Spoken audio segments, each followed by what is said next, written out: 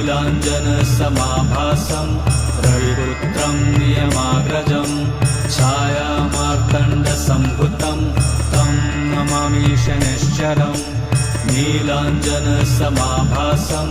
रविपुत्रं नियमाग्रजं छायामार्तण्डसम्भुतं तं नमामि शनैश्चरम् नीलाञ्जनसमाभासं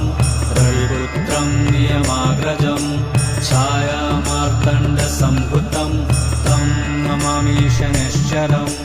नीलाञ्जनसमाभासं रविपुत्रं नियमाग्रजं छायामार्तण्डसम्भुतं तं नमामि शनैश्चरम् नीलाञ्जनसमाभासं रविपुत्रं नियमाग्रजं छायामार्तण्डसम्भुतं तं नमामि शनैश्चरम्।